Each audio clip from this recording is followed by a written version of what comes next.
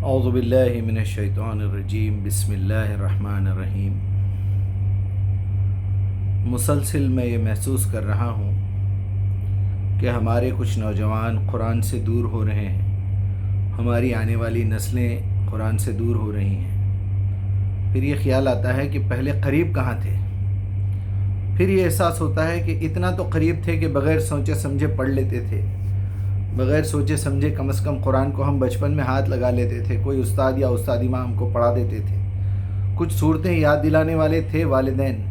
اب تو آہستہ آہستہ ایسا دور آ گیا ہے کہ والدین خود ہاتھ لگانے کے لیے تیار نہیں ہیں۔ جیسے کہ ہماری جنریشن ہے کہ ہم تو بچپن میں پڑھ لیے قرآن، ہمارے پاس اتنا وقت نہیں ہے کہ ہم ہماری اولاد کو جو ہے پڑھائیں۔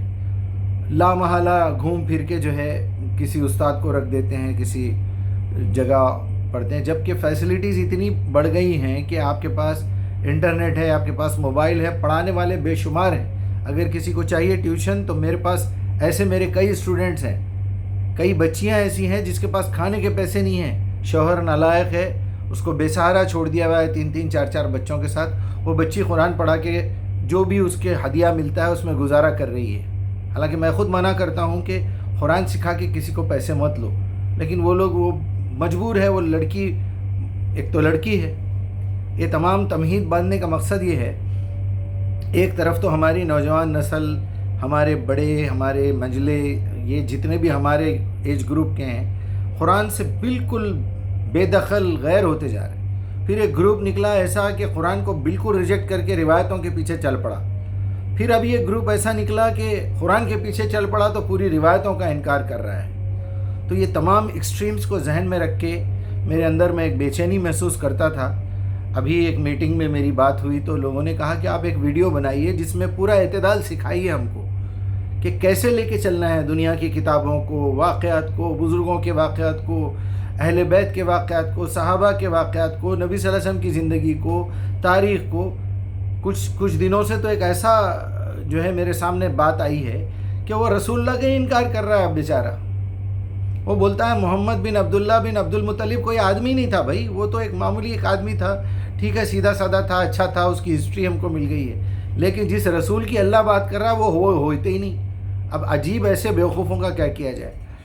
بہرحال میں یہ محسوس کر رہا ہوں کہ لوگ منتشر ہو رہے ہیں اور اس کے ریزنز معلوم کرنا یہ ہماری ذمہ داری ہے۔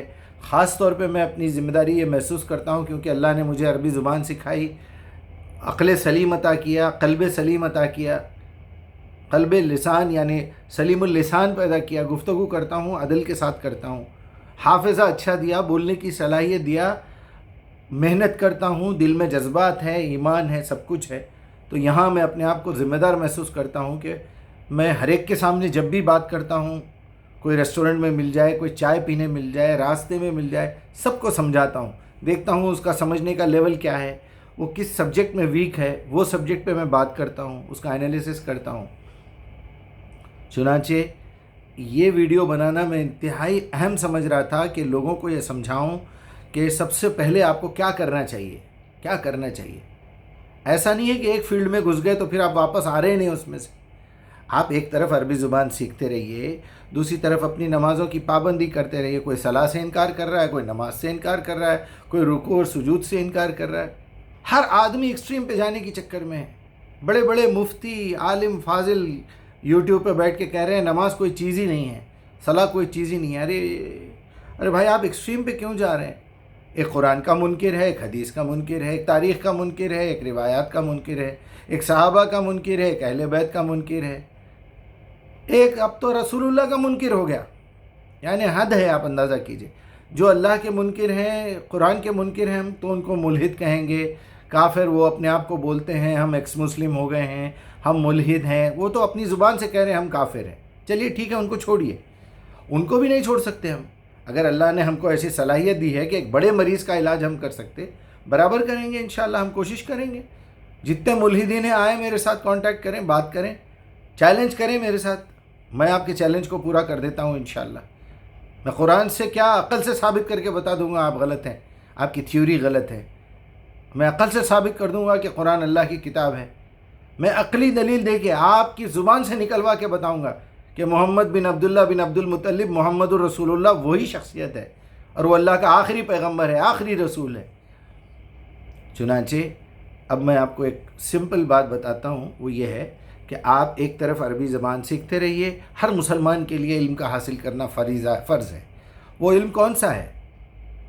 وہ پیتھولوجیکل لیبارٹری کا علم نہیں ہے، وہ ہاتھ دیکھنے کا علم نہیں ہے، وہ نجوم کا علم نہیں ہے، وہ میڈیکل سائنسز کا علم نہیں ہے، وہ ستاروں کا علم نہیں ہے، وہ سیٹلائٹ کا علم نہیں ہے، وہ الیکٹرانکس کمیونیکیشن کا، میڈیکل فیلڈ کا، میکینیکل انجینئرنگ کا علم نہیں ہے، بلکہ وہ قرآن کا علم ہے، وہ عربی زبان کا علم ہے۔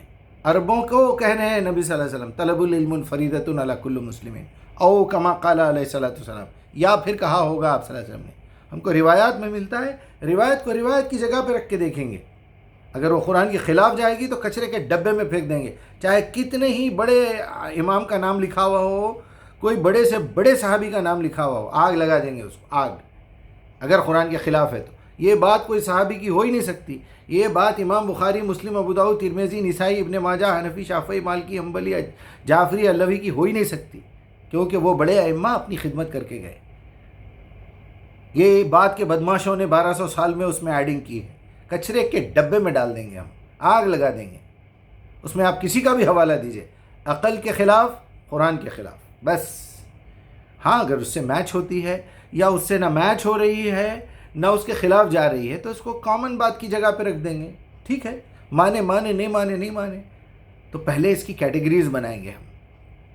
آپ پہلے عربی زبان سیکھیے، میں نے کئی مرتبہ سمجھایا، 1850 روٹ ورڈز میں اللہ سبحانہ وتعالیٰ نے پوری کتاب لکھ دی ہے، 600 صفحے کی، 6236 آیات، 3,32,000 لفظ، اللہ سبحانہ وتعالیٰ نے 1850 مادے میں اس کو قید کر دیا ہے، سیریل دے دیا ہے 1 سے 9 تک، 1 کے بعد 2 3 4 5 6 7 8 9۔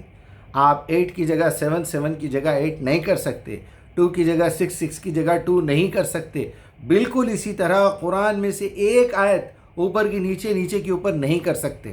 مجھے بڑی حیرت ہوئی، میں کچھ دن پہلے بڑے علماء میں بیٹھا جا کے، تو ایک صاحب کہہ رہے ہیں جو اس گروپ کے بڑے مانے جاتے ہیں، وہ کہہ رہے ہیں کہ یہ رسول اللہ کا کام نہیں ہے، یہ قرآن کا کام نہیں ہے، آیتیں بنانا، رکوع بنانا، سورے بنانا، یہ تو بعد کے لوگوں کے کام ہے۔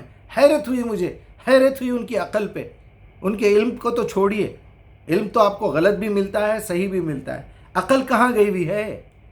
آپ کو پتہ نہیں ہے کہ یہ قرآن کا ایک حصہ ہے؟ الحمدللہ رب العالمین کے بعد آپ الرحمن الرحیم کی جگہ ایاک نعبد و ایاک نستعین بولیں گے؟ یعنی صحابہ اپنی سمجھ سے اوپر نیچے کرے ہوئے ہیں تو ہزاروں کروڑوں پھر جو ہے تہمتیں لگ جائیں گی۔ آپ مکی مدنی صورتوں سے واقف نہیں ہیں، آپ یہ پتہ نہیں لگا سکتے کہ یہ حالات مکے کے ہیں یا مدنی کے ہیں، مدینے کے ہیں۔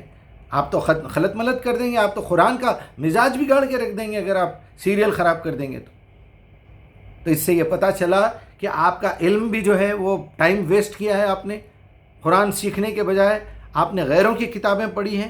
یہ بھی سمجھ میں آ گیا کہ آپ کے پاس پریفرنس کے اعتبار سے قرآن کی کوئی ویلیو نہیں ہے۔ یہ بھی سمجھ میں آ گیا آپ کو عربی بھی ٹھیک سے نہیں آتی۔ یہ بھی سمجھ میں آ گیا کہ آپ کی عقل جو ہے معتدل نہیں ہے، اعتدال نہیں ہے آپ کے اندر۔ سمجھاؤ تو ناراض ہو جاتے، بڑے لوگ ہیں بھائی، بڑے لوگ ہیں، برسوں سے کام کر رہے ہیں، لیکن عقل وہی گدھوں والی ہے اور وہ بیل بنڈی والی ہے۔ زمانہ ہوائی جہاز، سیٹلائٹ اور کہاں کہاں پہنچ گیا ہے، راکٹس پہ، ڈرون کیمروں سے پوری دنیا کی شوٹنگ لی جا رہی ہے۔ خیر، آپ عربی سیکھیے، قرآن کا روز ایک لفظ ایک نماز میں لکھیے، قرآن کو سمجھ کے پڑھیے، قرآن کا جو بھی حصہ آپ لکھتے ہیں، پڑھتے ہیں، سمجھتے ہیں، اس کو الگ الگ سیکشنز میں ڈالیے۔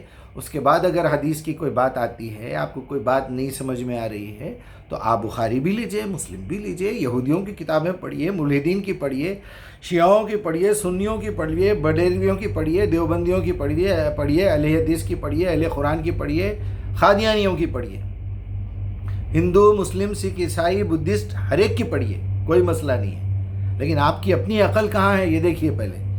حرام کا نوالا تو نہیں کھا رہے ہیں، کہیں بے حیائی میں تو مبتلا نہیں ہے، کوئی شرک میں تو مبتلا نہیں ہے، کہیں اللہ کے خلاف باتیں تو نہیں کرتے ہیں۔ اسلام میں تو جناب یہ لکھا ہوا ہے، کہاں لکھا ہوا ہے؟ ایسی ریسٹورنٹ میں بیٹھے بیٹھے بکواس کیے جا رہے ہیں آپ، قرآن میں یہ لکھا ہوا ہے، قرآن میں تو ویسا ہے، قرآن میں لکھا ہوا ہے پہلے گھر کو چراغ جلاؤ بعد میں مسجد میں جلانا۔ کہاں ہے قرآن میں یہ لکھا ہوا ہے؟ بیٹھے لوگوں میں باتیں کر رہے ہیں۔ تو اس طرح کی بکواس مت کیجیے، اپنے آپ کو بچائیے۔ قرآن کا ایک حصہ جو ہے وہ آپ کی زندگی کی بیسکس سمجھاتا ہے۔ جھوٹ مت بولے، غیبت نہ کریں، تہمت نہ لگائیں، اللہ بغیر علم کے اللہ کا نام لے کے کوئی بات نہ کہیں، بے حیائی کے کوئی کام نہ کریں، حرام غذا نہ کھائیں، اپنی شرمگاہ کی حفاظت کریں، دل اور دماغ میں کوئی خراب بات کو جگہ مت دیجیے، عقل استعمال کر کے کام کیجیے۔ ایک حصہ ہے۔ دوسرا حصہ ہے آپ وہی باتیں اپنے بیوی بچوں کو، اپنے دوستوں کو، اپنے بھائیوں بہنوں کو سمجھاتے ہیں۔ اس میں آپ کو کسی حدیث کی، کسی تاریخ کی، کسی چیز کی ضرورت نہیں ہے۔ قل من حرم زینت اللہ التی اخرج لعبادہ قل انما حرم ربی الفواحش یا ایھا الذین آمنوا قولوا قولا سدیدا لعنت اللہ علی الکاذبین۔ ابھی اس میں کون سی حدیث کی ضرورت ہے آپ کو؟ ان المبذرین کانوا اخوان الشیاطین، فضول خرچی کرنے والے شیطان کے بھائی ہیں۔ غیبت کرنا ایسا ہے جیسے تم اپنے مردہ بھائی کا گوشت کھا رہے ہو۔ یا ایھا الذین آمنوا لا تقربوا الصلاۃ وانتم سکریٰ حتی تعلموا ما تقولون۔ کون سی حدیث کی ضرورت ہے آپ کو؟ کون سی روایت کی ضرورت ہے؟ کون سی تاریخ کی ضرورت ہے؟ زبردستی الٹے سیدھے موضوعات کو اٹھانا، اس کے بعد بولنا اس میں قرآن کی دلیل نہیں ہے، قربانی کی دلیل نہیں ہے، جو ہے یہ کاٹنے کی دلیل نہیں ہے، بکرا کاٹنے کی دلیل نہیں ہے۔ آپ کو کیا پتہ؟ آپ تو زندگی بھر اس کی مخالفت کرتے رہے روایات کی، آپ کو قرآن پڑھنے کی فرصت ہی نہیں ملی۔ قرآن کھول کے سامنے رکھ لیے، اس کے بعد بیان کر رہے ہیں کچھ اور، سامنے لکھا ہوا ہے کچھ اور۔ تو آپ کی مثال تو انہی گدھوں جیسی ہے جو بغیر سمجھے کہ عالمون تعلمون، اس کے علاوہ اس کو کچھ نہیں معلوم۔ پیچھے کے گدھے بھی ویسے کھڑے ہوئے ہیں تراویحوں میں، بس چلے جا رہے ہیں، اس میں بے حرمتی ہو رہی۔ میں نے پکڑا ہے امام صاحب، 3 رکوع چھوڑ دیا آپ، 3 رکوع کیا کر رہے ہیں؟ جی میرے کو معاف کر دیجئے۔ ارے بھائی آپ 3 رکوع چھوڑ دیے۔ پہلے ہمارے بچپن میں ہم دیکھتے تھے کوئی لقمہ دیتا تھا پیچھے سے، اب تو لقمہ دینے والا بھی نہیں ہے۔ اگر کوئی لقمہ دینے کے لائق بھی ہے تو اس کو پہلے سے منع کر دیتے ہیں، امام صاحب میری بے عزتی ہو جائے گی، تم چپ رہو بس۔ یہ کون سا سمجھنے والے ہیں؟ یہ تو بس اپنے گھٹنوں میں درد کر کے، یہ بس اپنا بوجھ اتارنے کے لیے آئے ہوئے ہیں کہ کم سے کم سال میں 1 مرتبہ یہ مصیبت کو میں دماغ سے اتار دوں اپنے، یہ مصیبت میرے سر سے ٹل جائے، تاکہ پھر 365 دنوں میں سے 335 دن اللہ خبردار جو میرے سے پوچھ لے قرآن کے بارے میں۔ یہ تو تصور ہے ان کا۔ اور انہیں 8-10 ہزار روپے لے کے پھولا پہن لیتا، کرتے پاجامے پہنا دیتے، ایک شال اڑا دیتے، اس کو ایک جوڑا سلا دیتے، تھوڑے پیسے دے دیتے کہ بھائی آپ تراویحاں پڑھائے ہوئے ہیں۔ عقیدہ، اپنا عقیدہ، بس اس کو فالو کرو۔ قرآن کیا کہہ رہا ہے، اللہ کے رسول کیا کہہ رہے ہیں، اس کی کوئی اہمیت نہیں ہے۔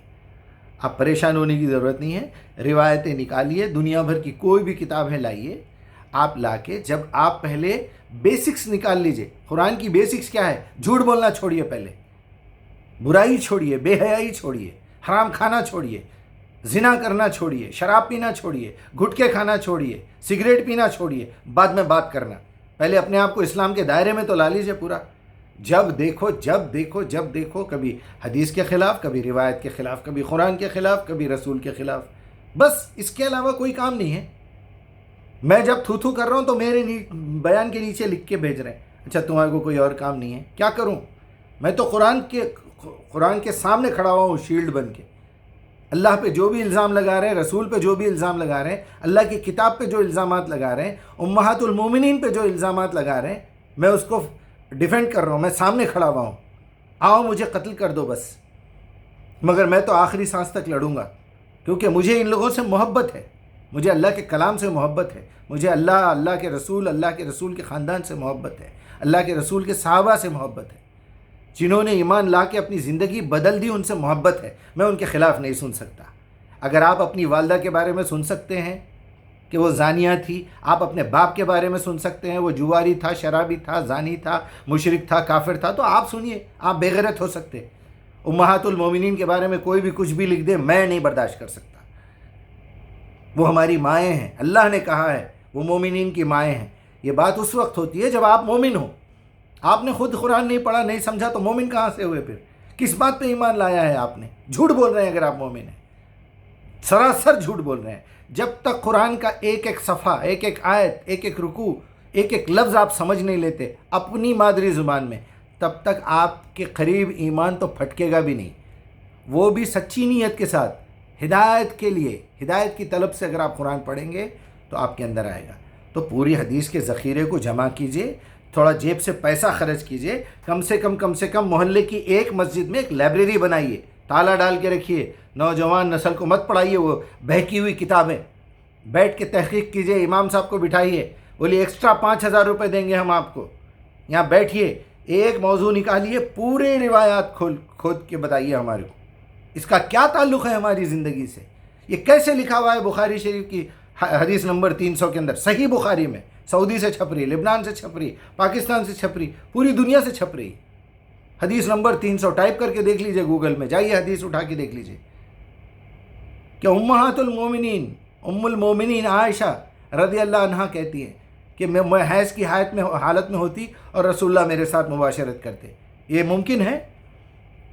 پھر قرآن اٹھائیے، سورہ بقرہ نکالیے، 222 آیت دیکھیے، 222، اللہ کو پتا تھا کہ یہ لوگ ذلیل حرکت کرنے والے ہیں میرے نبی کے خلاف، میرے نبی کی بیویوں کے خلاف، آسان نمبر ڈالنا چاہیے، دو لوگوں کی بات ہو رہی ہے، جماع کی اور حیض کی اور مرد آدمی کے تعلق کی، تو 2 نمبر کی صورت ہے، آیت نمبر بھی 222 ہے، کھول کے دیکھیے، یسألونک عن المحیض، یہ لوگ آپ سے حیض کے بارے میں پوچھتے ہیں، کہہ دیجئے کہ گندگی کی بری حالت ہے، عورتوں کے قریب بھی نہ جانا، دور رہنا ان سے، جب وہ مطہر ہو جائیں تب اس راستے سے جانا جس راستے سے اللہ نے جانے کی اجازت دی ہے، غلط راستے سے نہ جانا۔ اللہ ظالموں کو ہدایت نہیں دیتا، اور اللہ ایسے لوگوں کو پسند کرتا ہے جو صاف ستھرے رہنا پسند کرتے ہیں۔ آپ اٹھائیے، اٹھا کے قرآن سے چیک کیجئے اس موضوع کو، اتنی صلاحیت پیدا کیجئے، ضروری نہیں ہے آپ کو 2 سال میں کورس مکمل کرنا ہے، 3 سال میں کورس مکمل کرنا ہے، وہ تو ان کو کرنا ہے جس کو دھندا کرنا ہے، اس کے علاوہ اس کو کوئی کام آتا نہیں، انہیں کسی لائق نہیں ہے گھر میں، نہ سودا لا سکتا، نہ اس کو 10 روپے لے جا کے 2 روپے بچا کے لانا معلوم، نہ اس کو 100 کی نوٹ توڑانا معلوم، ارے وہ پاگل کو دے رہے ہیں 100 روپے، کھودے کیا آتا انہیں، ایسے بچوں کو مدرسے میں ڈالتے۔ بہت ناراض ہو گئے کچھ لوگ، بہت ناراض ہو گئے، اس لیے ہوئے کیونکہ ان کو معلوم ہے آج ہماری عقلی سطح جو ہے اس نے کھول کے رکھ دی، ننگا کر دیا ہم لوگوں کو اس نے۔ مدرسے میں ڈالنے والے بچے ریجیکٹڈ مال ہے گھر کا، ریجیکٹڈ مال، ہمارے گھر سے جو ہم ریجیکٹڈ، یہ درد اسلام کے لیے ہے، یہ درد قرآن کے لیے ہے۔ میں ان لوگوں کو ریجیکٹڈ مال اس لیے بول رہا ہوں، ان کو برا ماننے کی ضرورت ہی نہیں ہے، تم برا مان کے ثابت کر رہے ہو کہ تم ریجیکٹڈ ہو، تم کو تو شرمندہ ہو کے میرا شکریہ ادا کر کے معافی مانگنا چاہیے، چھوڑ دینا چاہیے یہ دھندا، جاؤ جا کے کہیں مزدوری کرو، جاؤ جا کے کسی کھیت میں گھاس کاٹو، بکریاں چراؤ، محنت کرو۔ یہ فتوے دینا، یہ مولوی گیری کرنا، اماموں کے ٹیبل پہ ٹھہر کے جا کے ممبر پہ جھوٹی باتیں کرنا، تھیلے ڈال لے کے گلی گلی پھرنا، یہ چھوڑو۔ یہ تاریخ کو الگ نکالیے کہ رسول اللہ کے بارے میں اگر کچھ لکھا ہوا ہے کہ کب پیدا ہوئے، کب شادی ہوئی، کتنے سال کی عمر میں نبوت ملی، کتنے سال مکے میں رہے، کتنے سال مدینے میں رہے، پھر نکال کے دیکھو تو صحیح، دیکھو تو صحیح قرآن میں اس کی کوئی نشانی ملتی ہے یا اشارہ ملتا ہے، تاکہ دنیا کے سامنے رکھو تو بولنا ہاں یہ حدیث جو ہے، یہ روایت صحیح ہے، اس کا ثبوت قرآن میں موجود ہے۔ سورہ نمبر 40 غافر نکال کے دیکھ لیجئے، 40 سال کی عمر میں آپ کو نبوت ملی، وہاں بات ہو رہی ہے اے محمد میں آپ کو موت دینے والا ہوں، وفات دینے والا ہوں۔ پھر سورہ نمبر 13 سال آپ صلی اللہ علیہ وسلم مکے میں رہے، آیت نمبر 40۔ پھر سورہ نمبر 10 یونس آیت نمبر 46، تینوں جگہ نتوفینک کا لفظ ہے، آپ کو موت دینے والا ہوں، آپ کو موت دینے والا ہوں، آپ کو وفات دینے والا ہوں۔ 40 + 13 + 10 63، اور 63 ایئرس میں آپ صلی اللہ علیہ وسلم کا انتقال ہو گیا، تینوں جگہ، اور پوری عمر کو 3 حصوں میں بھی بانٹا اللہ تعالیٰ نے۔ 40 سال کی عمر میں نبوت ملی، اور جو ہے 13 سال آپ صلی اللہ علیہ وسلم مکے میں گزارے، اور 10 سال مدینے میں۔ اور سورہ یونس کی اس آیت کو نکال کے دیکھیے 46 کو، اس کے حروف بھی 63 ہے۔ محنت کیجئے، قرآن کے اوپر محنت کیجئے۔ کیوں آپس میں لڑ رہے ہیں؟ کیوں اعتراضات کر رہے ہیں؟ کوئی حدیث پہ اعتراض کرتا، کوئی قرآن پہ اعتراض کرتا، اپنی اپنی جو ہے اپنا اپنا ترجمہ نکالے ہوئے ہیں۔ نمک کو شکر بول رہے ہیں، شکر کو نمک بول رہے ہیں۔ ہر سفید چیز شکر ہو سکتی ہے کیا؟ یا ہر سفید چیز نمک ہو سکتی ہے؟ کوئی آپ کو واشنگ پاؤڈر ڈال کے دے دے گا چائے میں، وہ بھی تو سفید ہے۔ اس طرح کی جہالت مت کیجئے، ضدی پن مت کیجئے، اللہ کے سامنے سرنڈر ہو جائیے، ہو کے بولیے یا اللہ بہت باتیں سن لیا تھا میں، آج مجیب بھائی میرے ایک اچھی بات بتا رہے ہیں، میں آج تک کبھی یہ نہیں بولا میری بات مانو، میں ہمیشہ یہ بولتا ہوں سجدہ کرو اور اہدنا الصراط المستقیم نحن اقرب الیہ من حبل الورید اذا سألک عبادی انی قل انی قریب.